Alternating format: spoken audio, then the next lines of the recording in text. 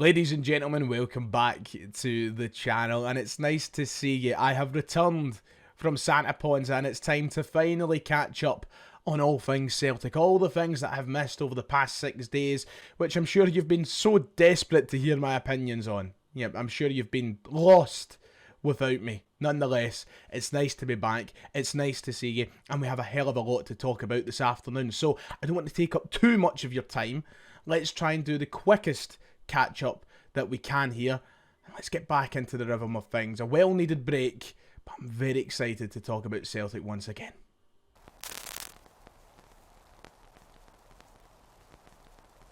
If you haven't already, please make sure to hit like and subscribe. That would be much appreciated. Thank you all for your patience and support whilst I've been away on my holidays. It has been much appreciated to see the folk wishing me a good trip and wishing me a good rest. It's nice to be back, and from here on out till the end of the summer, till the start of the new season, things should be back to normal. I should be here every day. So thank you to everyone. Thank you to everybody that I met over in Santa Ponds as well, who watched the channel and passed on how much they enjoy it.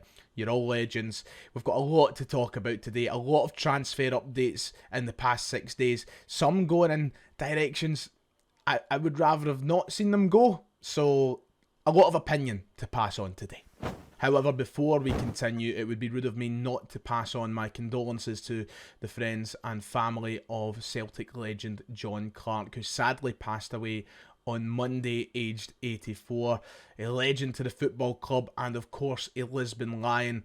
I've heard so many stories about John Clarke passed on by my father, who was lucky enough to watch him play for the club. And I mean, we've all heard the stories from everybody associated with Celtic over the years. Well famous for his days as a player, but also his days as a kitman most recently. So yeah, tragic news to hear on Monday. I was very, very hurt to see that, and I would like to pass on my thoughts and prayers to his family. May he rest in peace, an absolute legend who won't be forgotten.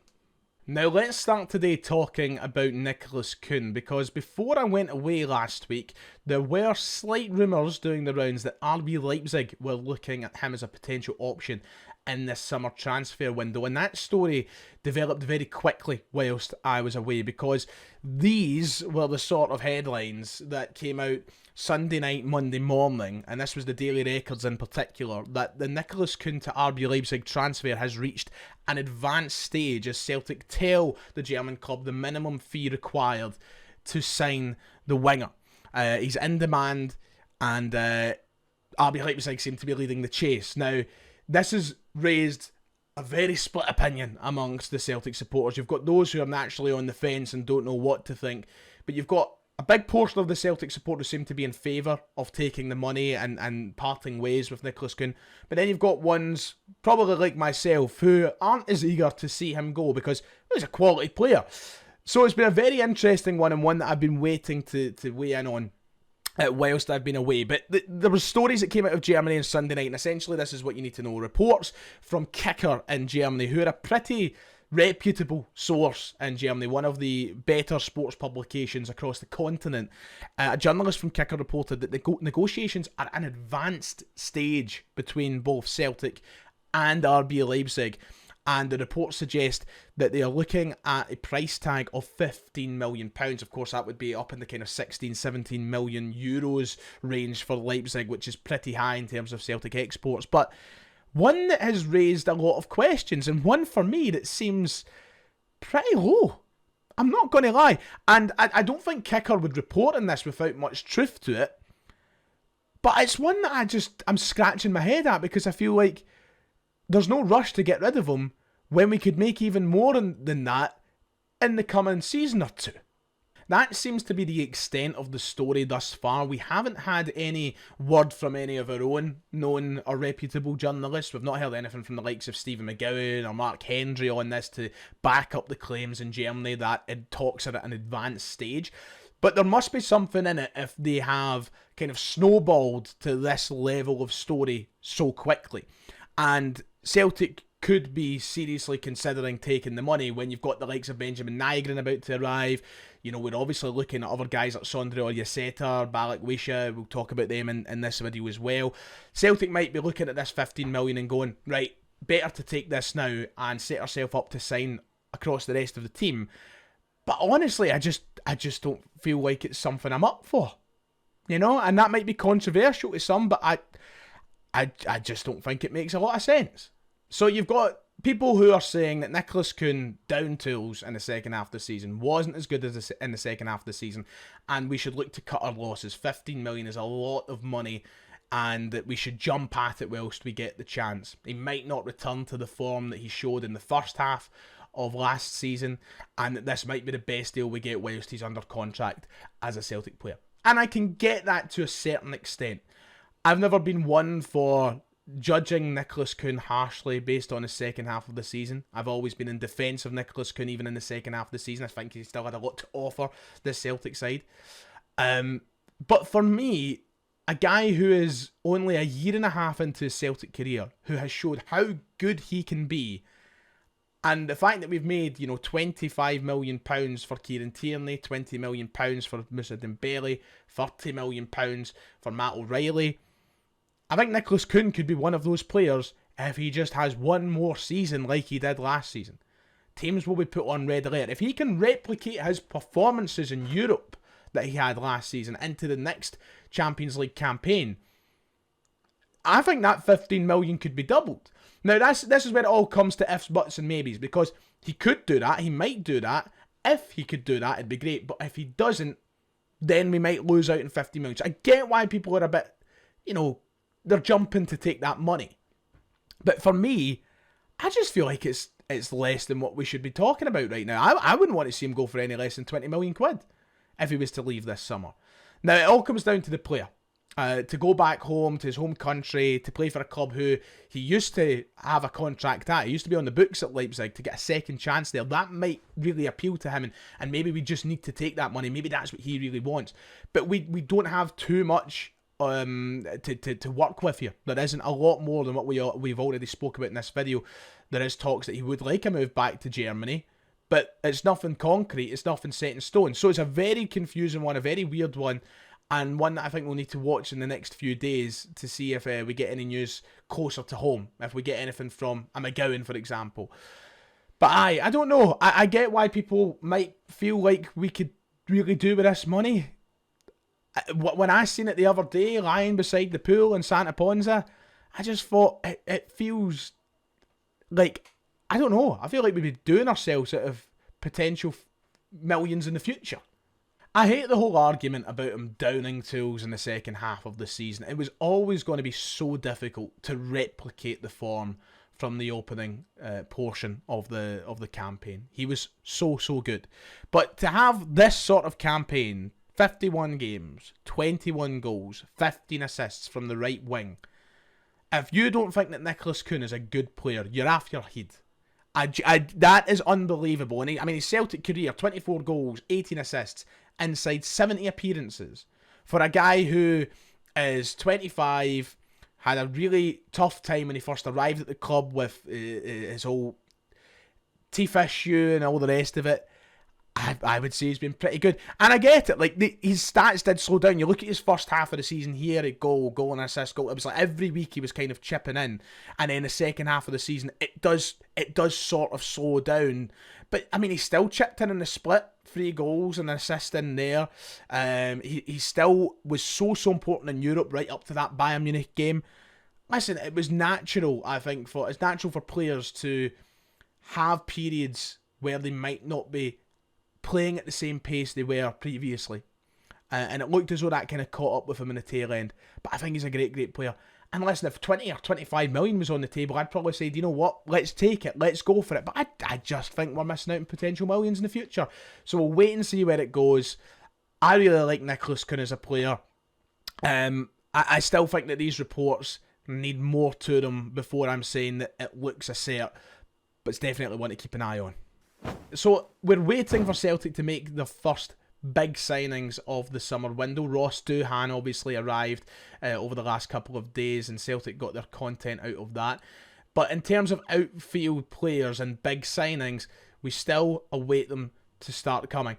Michel-Ange Balikwisha, let's start the video talking about him and his situation, because there's been a bit of a stumbling block with his move to Celtic. I thought he was a nail-on for the club. I still think he is a nail-on for the club, but if Antwerp are commanding the fee that's been mentioned, then I can see why Celtic are holding off on it for now. The latest reports from Belgium and journalist Sasha Tavalieri is that Celtic haven't forgotten Michel-Ange Balikwisha. Several internal factors on the part of the Scottish club's management have slowed down the deal, but both Celtic and the player are keen to see it go through. However, Antwerp are commanding a fee, or asking for a fee, of €6 million, £5.1 million, which is why he isn't in a Celtic shirt yet. So, yeah, I was pretty much right. I was like, oh, he'll be a Celtic player this summer. I'm pretty sure of it.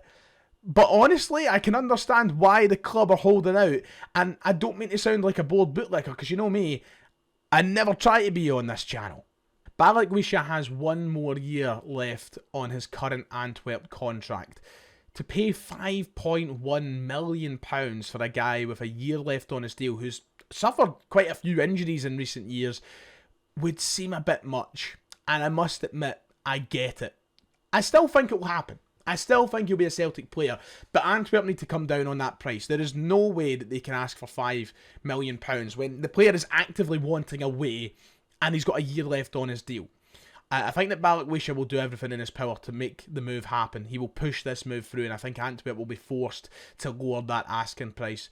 Otherwise, you know, it's just going to open up one of those classic situations where they have someone unhappy at the club, they have somebody that they could do with money for without losing for free. We're hearing how Antwerp are in a bit of a stressful financial situation right now. They aren't going to lose him for absolutely nothing when they need the money. So I still think this transfer will happen, but they need to come down from that £5.1 million fee, that €6 million fee that we're hearing.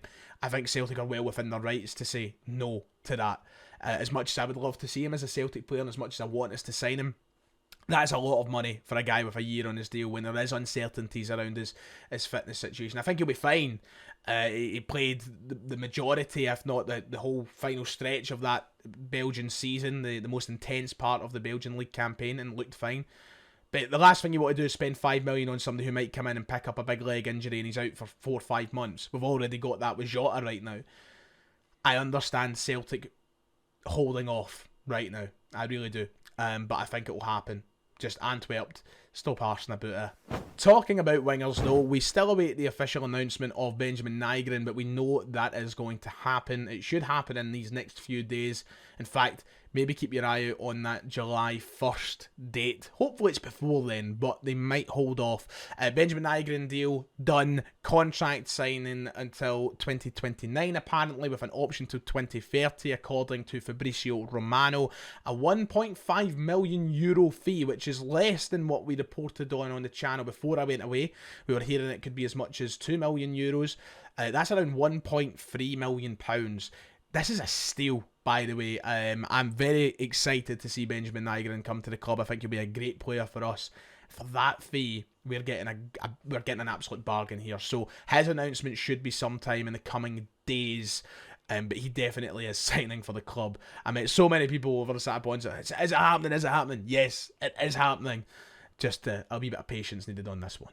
Now, the last transfer development I want to talk about before we end today's video is in regards to Lennon Miller, because we got some devastating news surrounding his future, which basically rules out any chance of him signing for Celtic. I'm not stunned. I did do a video last week where the thumbnail literally said, say bye-bye, and how Celtic basically had no chance of signing Miller anymore in this window. Well, his own father has effectively confirmed that furthermore, that it won't be Celtic he's heading to in this transfer window, which I am devastated about, but I understand, because these were the sort of quotes from his dad saying that his preferred choice would be to go abroad. He's not going to go to a club for the sake of it. He needs the right environment, he needs the right manager at the right club. Now, listen, don't say it's 100% not going to happen, and that's not what I'm going to say as well. I think it looks 90 to 99% certain that he's going abroad. His dad wouldn't use the words his preferred choice is to go abroad if that wasn't the case. But I still believe that Celtic presents an opportunity of being the right environment with the right manager at the right club, but they just need to convince him on that. They need to sell the club to him as best as they possibly can. And when I say that, I essentially mean tell him he's going to be playing the majority of games. It won't happen. He looks as though he'll be going abroad, and best of luck to him, because he's a great young player, and I want him to be the best he can be for the sake of Scotland more than anything else. But I'm absolutely devastated that Celtic can't bring him in, can't land him in this window. If there's a dramatic U-turn, I would be delighted to hear about that. But who knows? Maybe there's a chance in the future. You just never know. But it doesn't look as though it'll be happening this summer for Lennon Miller to Celtic. Final story to wrap up on today. Celtic have officially confirmed the return of Shaun Maloney to the club to take up Darren O'Day's old job as player pathway manager. He has returned to the club in this role to replace Darren O'Day after he left for pastures new last week. He will work closely with Paul Tisdale, Brendan Rodgers, Chris McCart, essentially everybody in that role, where he looks to develop the progression of players at the club. It was a role created very, very recently for Darren O'Day to help and improve that journey from the youth academy into the Celtic first team. We know that it's been a flawed development path for the last 10, 20 years now. There's only been a handful of players who've made it into the first team as regulars, and that needs to change. Shaun Maloney has been appointed in that role after obviously managing a number of sides, including Hibs, over the last 4 or 5 years. Now, this one has been met with a bit of a mixed reaction as well. People saying, oh, we're still going down the jobs for the boys route and all the rest of it. Honestly, if you want my honest opinion on this, Shaun Maloney's probably more qualified than many of the guys who would have applied for this, and many of the guys who are already at the club. I'm not against Shaun Maloney getting this job. He's been working in football for a long time. I remember when he was at Belgium, working alongside Roberto Martinez, I believe. You used to hear all these stories. I think it was Kevin De Bruyne who said he was one of the best coaches he'd ever worked with. There is no doubt that Shaun Maloney is a good coach and will be a fantastic role model for young players coming through the club as well. It's one of the most technically gifted players that I've seen at Celtic in my lifetime as a supporter. I always loved Shaun Maloney. I think he's very qualified for this role, and I get it, the whole jobs for boys thing is annoying, and I think that's something that does need to change. The culture of employing people at these sorts of roles needs to change.